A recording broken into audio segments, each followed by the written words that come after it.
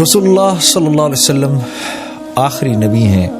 آپ صلی اللہ علیہ وسلم کے دنیا میں آ جانے کے بعد نبوت کا اب سلسلہ ہمیشہ ہمیشہ کے لیے بند ہے. اللہ رب العزت نے آپ صلی اللہ علیہ وسلم کی امت کو چنا اس کام کے لیے کہ اب ساری کی ساری انسانیت تک اللہ کا پیغام پہنچانا اب اس امت کی ذمہ داری ہے. 3 کام ہمارے ذمہ ہیں. نمبر 1، دین کو سیکھنا. اس کو پہلے سیکھنا، کیونکہ دین سیکھے بغیر زندگی میں نہیں آتا. اللہ نے دین کے سیکھنے کے لیے قربانی کو شرط رکھا ہے. سیکریفائز اس کو ہم کہتے ہیں نا. اور سیکریفائز دونوں طرح کی ہوتی ہے، جان کی بھی ہوتی ہے، مال کی بھی ہوتی ہے. جب میں جان کی سیکریفائز کہتا ہوں تو اس سے میری مراد ہے وقت دینا. ٹھیک ہے، تو ہماری زندگی کے گزرتے ہوئے لمحات میں جو ہمارا وقت ہے وہ دین سیکھنے کے لیے ضروری ہے، شرط ہے. اس کے بغیر دین زندگی میں نہیں آتا. مسلمان تو کہلائیں گے لیکن اللہ کے نبی اور اللہ کی منشا کیا ہے اس کا ہمیں پتہ نہیں ہوگا، تو زندگی پوری کی پوری اس کے بغیر گزر جائے گی. تو ایک ہے دین سیکھنا، دوسرا ہے پھر سیکھ کے اس کو پریکٹس کرنا. کیونکہ بہرحال پتہ تو ہے نماز کیسے پڑھی جاتی ہے، لیکن ایک بہت بڑا مجمع ہے جو ایمان کی کمزوری کی وجہ سے نماز پڑھ نہیں سکتا. پڑھنا چاہتا ہے، پڑھ نہیں سکتا. نماز پڑھنی آتی ہے تو سیکھ تو لیا ہے، اب اس کو پریکٹس نہیں کر رہے، تو پھر اس کو پریکٹس کرنا ہے. پریکٹس کیسے کیا جاتا ہے؟ پریکٹس کیا جاتا ہے دینی ماحول میں جا کر. آپ جس ماحول میں جائیں گے ماحول اپنا تاثر رکھتا ہے. اللہ نے انسان کو ماحول کا پابند بنایا ہے. جب ہم ماحول میں آتے ہیں تو ماحول میں آ جانے کے بعد ہمارے اوپر ایسے اللہ کا ایک نظام چلتا ہے کہ ہم اس ماحول کا اثر لینا شروع کر دیتے ہیں. آپ مسجد جائیں، مسجد میں بیٹھ کر اللہ کی بات سننا آسان ہے. مسجد سے باہر آ جائیں وہی بات پھر سننا مشکل ہو جاتی ہے. تو مسجد انسانوں کے بننے کی جگہ ہے. یہ وہ جگہ ہے جہاں پر انسان بنتے ہیں. مسجد میں 1-1 گھنٹے تک آدمی بیٹھ کر اللہ کی بات سن سکتا ہے. مسجد سے باہر نکلنے کے بعد وہی بات 1 گھنٹے تک سننا مشکل ہو جاتا ہے. اسی لیے اللہ کے نبی صلی اللہ علیہ وسلم کا ارشاد ہے، آپ نے فرمایا جس کو مسجد جاتے ہوئے دیکھو اس کے ایمان والے ہونے کی ضمانت دو، چاہے وہ کسی بھی برائی میں مبتلا کیوں نہ ہو، بڑی سے بڑی برائی میں مبتلا کیوں نہ ہو. لیکن کیونکہ یہ مسجد جانے کا عادی ہو گیا ہے، ماحول کا عادی ہو گیا ہے، اب اس کے لیے دین سیکھنا بھی آسان ہوگا، اس کے لیے دین پر چلنا بھی آسان ہوگا. تو یہ ہماری دوسری ذمہ داری ہے، دین سیکھنا، اس کو پریکٹس کرنا. اور تیسری ذمہ داری ہے کہ پھر اس دین کو دنیا کے ایک کونے سے دوسرے کونے تک لے کے جانا. رسول اللہ صلی اللہ علیہ وسلم کی عبادت سارے عالم میں جا کر کرنا،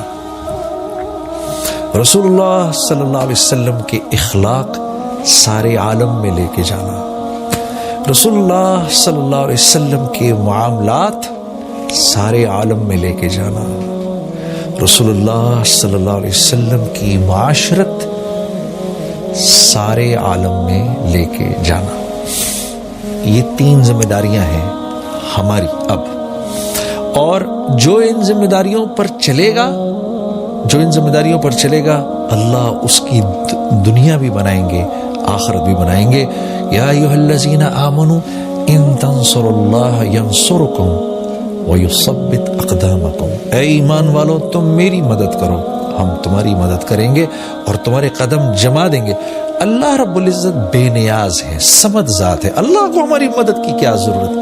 اللہ کا ایمان والوں کو پیار سے سمجھانے کا ایک انداز ہے. ایسے علماء کرام ہمیں اس بات کو سمجھاتے ہیں کہ ان تنصر اللہ ینصرکم سے مراد کیا ہے؟ تمہیں جو ذمہ داری دی گئی ہے تم اس ذمہ داری کو پورا کرو، پھر تمہاری دنیا ہم بنائیں گے.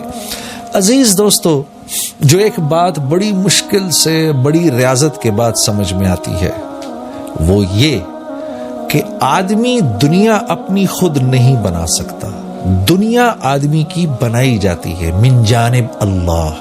دنیا اللہ نے اپنے ذمہ رکھی ہے.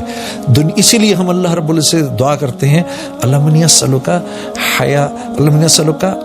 حیاتن طیبہ، اے اللہ مجھے حیاتن طیبہ عطا فرما، مجھے اچھی زندگی عطا فرما، کیونکہ اچھی زندگی دی جاتی ہے، اچھی زندگی خود زور لگا کے بنائی نہیں جا سکتی، اس کے لیے صحیح طریقے صحیح راستے پر چلنا پڑتا ہے، جو راستہ متعین کیا گیا ہے اس راستے پر چلیں گے تو وہ خوبصورت زندگی ملے گی، اگر اس راستے پر نہیں چلیں گے اور اپنی عقلیں استعمال کریں گے، مثال کے طور پہ میں نے کراچی سے حیدرآباد جانا ہے، نیشنل ہائی وے ہے، نیشنل ہائی وے پر چلتا رہوں گا تو 2 سے 2.5 گھنٹے میں پہنچ جاؤں گا، اور اگر کراچی شہر سے نکلتے ہی بجائے اس کے کہ میں نیشنل ہائی وے پہ اپنی گاڑی ڈالوں، میں نے گاڑی ڈال دی کچے میں، اور میں کہوں یار میں نے کچے پہ گاڑی چلا کر جانا ہے، تو کچے پر گاڑی چلا کر جانے میں پہنچ تو شاید کبھی نہ کبھی جاؤں حیدرآباد، لیکن گاڑی توڑوں گا، اپنی زندگی تکلیف میں ڈالوں گا، اور کتنی تکلیف میں ڈالوں گا اس کا اندازہ آپ کر سکتے ہیں۔ اس لیے اللہ اور اس کے رسول کے بتائے ہوئے راستے سے جب ہم لوگ دائیں بائیں ہوتے ہیں پھر ہم اپنا ہی نقصان کرنا شروع کر دیتے ہیں، اور پھر زندگی مشکل ہو جاتی ہے، حالات گھیر لیتے ہیں، حالات گھیر لیتے ہیں، وہ آ جاتے ہیں ارد گرد سے، آدمی مصیبت کو یہاں سے ہٹاتا ہے، مصیبت یہاں سے ہٹتی ہے، یوں جاتی ہے اور یوں گھوم کے آتی ہے کہ اب میں پیچھے سے آؤں گی، پھر پیچھے سے آتی ہے اور پیچھے سے آ کر پھر تکلیف دیتی ہے، پھر وہاں سے جاتی ہے، اس کو وہاں سے ہٹاتے ہیں، پھر گھوم کے آتی ہے، اب وہاں سے آؤں گی، اور جب راستے پر تو نہیں پڑتے، مصیبت کو ہٹانے کے چکروں میں پڑے رہتے ہیں، وہ مصیبت وقت کے ساتھ ساتھ بڑی ہوتی جاتی ہے، ہوتی جاتی ہے، ہوتی جاتی ہے۔ دین دیا ہی اس لیے گیا ہے کہ آدمی دنیا کے اندر ایک خوبصورت زندگی گزار سکے، دین دیا ہی اس لیے گیا ہے کہ مختلف زبانوں، مختلف علاقوں، مختلف سوچوں کے اور آئیڈیالوجی کے لوگوں کے ساتھ اور مختلف ملکوں کے لوگوں کے ساتھ میں مل جل کر کیسے رہوں، جن کی مختلف تہذیبیں ہیں، جن کی مختلف سوچیں ہیں، ان کے ساتھ میں مل جل کر کیسے رہ سکتا ہوں، دین اس لیے دیا گیا ہے۔ لوگ آپس میں اپنا حق چھوڑ کر دوسرے کو دینے والے کیسے بن جائیں، دین اس لیے دیا گیا ہے۔ جس معاشرے میں ہر شخص اپنا حق چھوڑنے والا ہو اور دینے والا ہو، اس معاشرے کے اندر قتل و غارت کیسے ہو سکتی ہے؟ اس معاشرے کے اندر کوئی کسی کے حق پر ڈاکہ کیسے ڈال سکتا ہے؟ ڈالے گا ہی نہیں، وہ تو معاشرہ ایسا ہوگا۔ اس معاشرے میں تو میرے عزیز دوستوں کوئی بیمار بھی نہیں پڑے گا۔ حضرت عمر رضی اللہ تعالیٰ عنہ کے دور میں